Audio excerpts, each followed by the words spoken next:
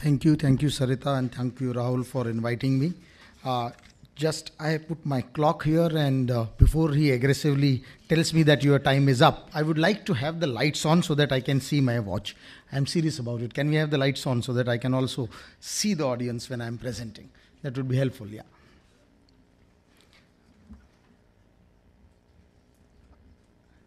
Uh, I will go through this very quickly and very aggressively too, so that I can cover my full talk and I am not interrupted in between. This is what we normally see in an urban city. This is what is the slums, which we are aware of, and Rahul did mention something about it. And Maharashtra being the state where I have been now currently for last 2 decades, the FSI is the prime thing. We are talking about 2.5 FSI. We are trying to cross subsidize. We are trying to build, and we want to accommodate slums in the vertical. And this was an experiment we did in Pune some 2 decades ago, where 2.5 was distributed in 1.5 commercial and 1 residential. But we restricted that the whatever rehabilitation happens, it happens between only ground plus 3 at the lower layer, and the commercial or the residential for the builder, as we say it, would go on top of it. This experiment happened, it went through it, and it said that towards slum rehabilitation with difference, no difference it made to the community nor the politicians there. The second project came where Pune Municipal Corporation said that here is a development which needs to be done because of the the conditions of the houses, and again these were 30 square meter houses, 300 square feet, and we tried to put them together, and they said that they had no money to it, so it must become a commercially viable proposition. So a large multi-story at the foreground that you see, which is a 10-story, but we said the redevelopment of 300 square feet would happen only in G+3. So we staggered them. We said that they should have terraces. We converted them into the service bays and the living bays. We tried to put all this together. And this also remained in this kind of a situation where in Marathi it says dreams of owning a house of citizens, guardians of cleanliness to be fulfilled soon. The dream has not been fulfilled till date. Now, then we moved to this BSUP. This is a JNNARM scheme. Now it has certain fabric which is in place. So obviously we had to work within this fabric. And this is a condition of a Yerwada slum, which is in 7 sites actually, not 7 cities, which we studied. We went through this. And it was initial exploration done by Felipe and Sara in Sweden, where the project was not in place. And they explored and they said that this is what the footprint could be, 18 square meter. On top of it, there could be 7, it could be 12.5, 12.5. And these exploration of each unit, 2 units put together, 3 units put together. So it could become urban inserts. And that is the way it could. It could have certain incrementality. And this kind of a development happened, people participation. And then came JNNARM. What did it say? The fabric was very clear. It was the central government, state government, and local government. And we had to work within this fabric. The NGO was there, Spark and Mahila.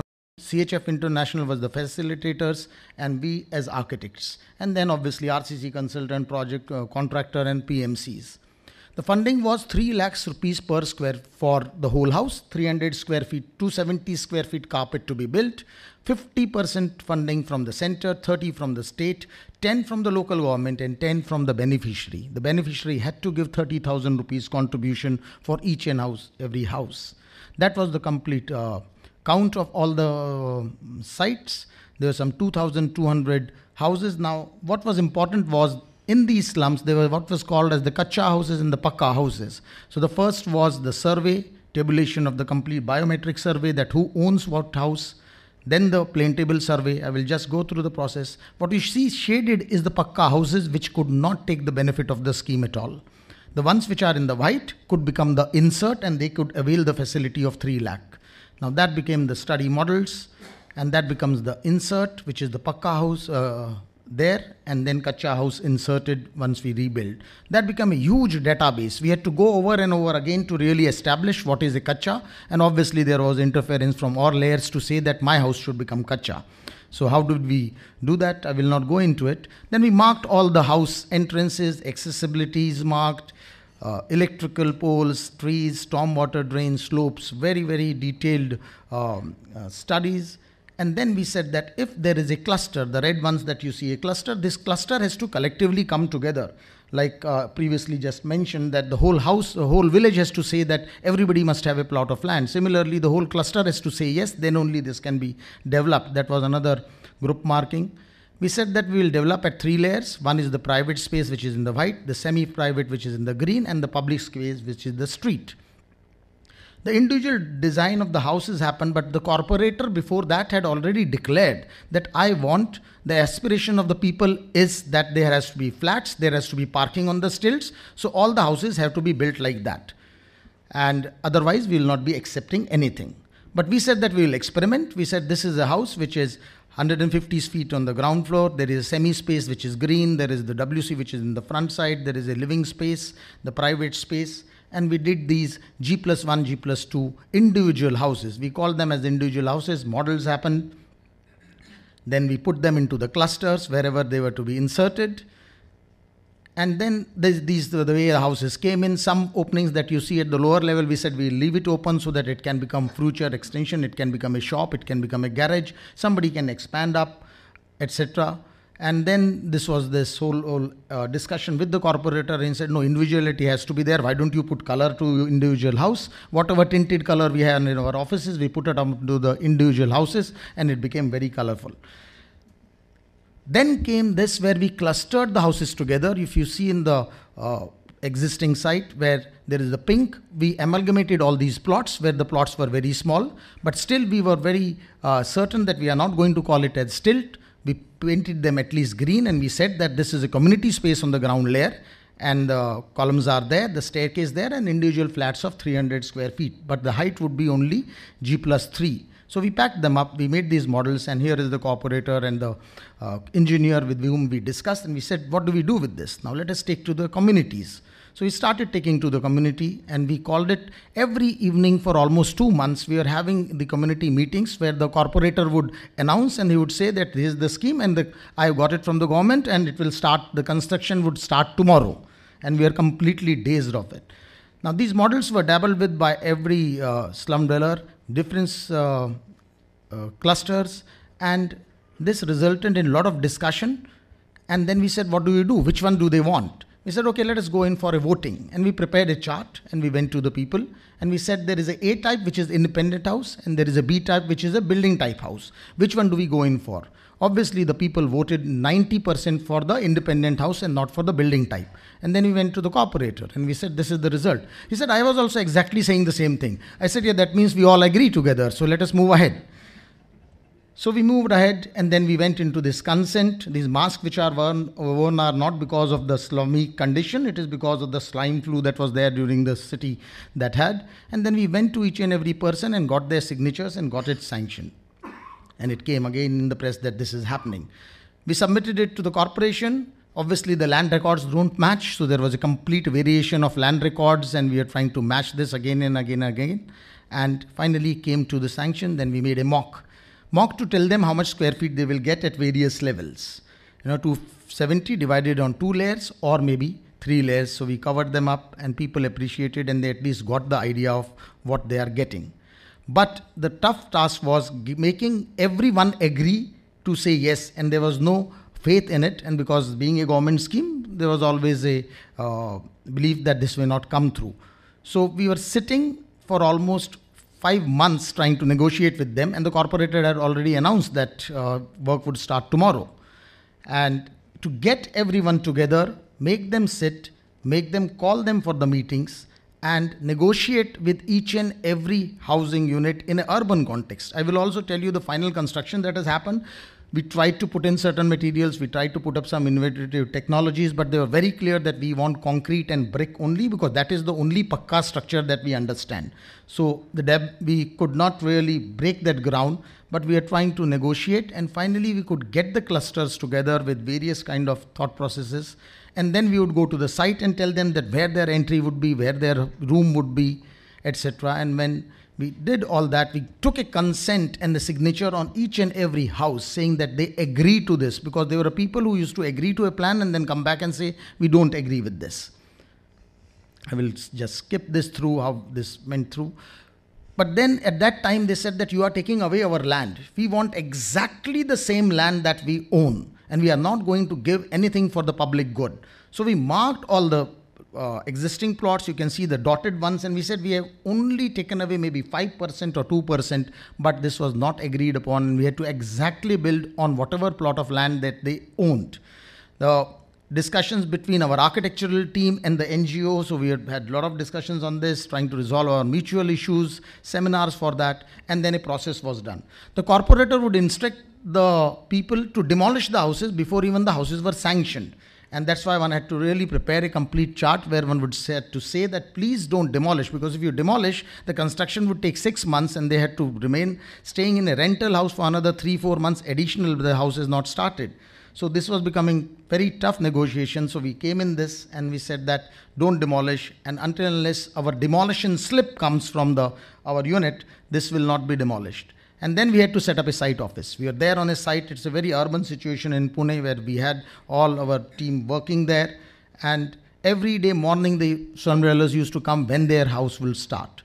We would demolish all this. We demolished and then we started measuring. And to our surprise, we started realizing that all this, what was signed and what was sanctioned, you can see the blue there and you can see the shifted plot. The plot had all completely shifted because the plane table survey which was done earlier did not match the ground realities. So when the plots are shifted, that means the design also goes to a complete shift. Again go back, again negotiate, again talk, again designs, and come back to the final drawings, prepare the drawings, and then these inserts started happening.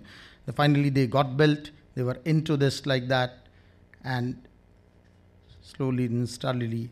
These are all the single story houses in which there are G+1. That is the single story, means single G+1. This is the flat type. Some of them were obviously G+3 because the land was less and they had to be stacked up into the building type. And that's how before and after really happened. If you have to really, I don't have a pointer, but stick through there. Someone, that one is the Kacha and that is an Pakka which comes in as an insert. And then finally we wanted to close it. 5 years hence, we have still not closed it. We kept on talking to them that this is the final panchayat slip. Everybody wants to do it. Please come and let us renegotiate and close this. And this has not happened. And that's the final count.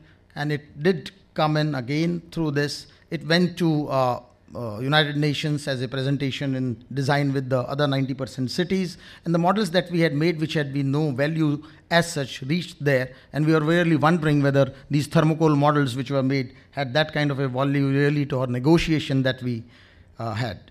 This is finally what mattered, because people who came back, there were no relocation, people came back. There have been this in the BSUP scheme, lot of projects which have been built currently, which are multi-story, which are moving away. People are not going and occupying these houses, but here the occupancy rate for people to come back is absolutely 100%, and that is the responses from the people in this. After having done that, this is the way it has been put together as tailor-made transformation, participatory slum redevelopment process, community design through community consultation, how urban slums can get a facelift. Government Knowledge Center says that this is one of the experiments which has been successful under BSUP with this 3 lakh participation from the government. What we have been able to achieve at the individual level, yes, every unit has been able to get minimum WC bath, etc. The veranda in between, light and ventilation, permanent structure, ownership tenure, and living condition. But what we have not been able to achieve is the social space for the common good. We could not extract that little 10% that we wanted because of the Kacha and Pakka. Less than smaller households which have the less footprints could not be accommodated. We are not able to widen street and public spaces, which is very, very critical as a lesson to go back if we have to develop the RAY scheme now. The 7th one which was there was a complete Kacha, and it is 4 years. We prepared one scheme. This is the complete Kacha one. We prepared a scheme which is G+1. The corporator said, no, we want G+3. So in 2010, we prepared one. 2009, we prepared one. 2010, we prepared one. Then we prepared a mixed one. And like that, we go on. And then the corporator changes. And the people said, we are not interested in G+3 even. So the community meetings virtually came down to, they say that I don't want to live on somebody else's head. I want independent houses. We did that. We gave them this. But the plot sizes were varying. Everybody had different plot sizes. So they are not really going to again give away the land at 135 if my plot size is 200. So we recorded each and every plot dimension, put them into 5 categories, 80 to 150, 150 to 180, etc. like that, made them into groups, and then pro rata allotted the land, and pro rata, but the built up area remains 270. And finally, this was agreed upon with these kind of typologies that we developed and finally taken back to the communities. Currently, it is under construction and hope that it will be completed in all the sectors. Apart from that, I would like to just present one more effort that we have done in our office, which is, there was a hoarding on our street which said that 1.5 crore project for beautification of the streets. Currently, we are working on streets extensively. We prepared a drawing and went to the corporator. This is in my drawing room in the home itself. We got the NGO together, told the corporator, why don't you spend this 1.5 crore the way we would design the street for, and let us reclaim public space. He agreed, and there was a direct talk. I said, you do it and you will win your next elections. And we marked it. The contractor was there, the JCP was there, the tender was there, the specification was there, everything in place. 1.5 crores to be spent in 3 months by 31st of March, for obvious reasons. Now, this came in and we marked it on a Saturday. We just put it together and reclaimed 8 to 9 to almost 13 meters of footpath for people. And this is next to my housing society. There was an evening meeting going on at my society and they're saying, कुछ हिंदी में कह रहे थे कि कुछ पागल लोग ये पता नहीं इतना चौड़ा फुटपाथ क्यों बना रहा है. There are some mad people who are making 13 meter wide footpath. So I was quiet, otherwise I would have been thrown out of my own society. So participation with engineers, the police, people, and we just built it. We saved the trees. We just plastered the edge there. Tiles, whatever was available. No detail, no design, nothing. Only people and on the street we did this. And it has come through and it has become an urban space which is reckoned in around the area. It is only 500 meters. So I'm always wondering about it. Either you start from the whole and come to the part, or you demonstrate only in a part. But the sad part is that it is not got replicated, though the corporator has won the election. So I hope that he replicates it and other corporators also do. That is our office team, and that is what it is. Can we just run a small video if we have time? How am I placed? How many minutes I have? You just finished your time. I finished, then I think it's okay. That's fine. Thank and you so thank you much. very much.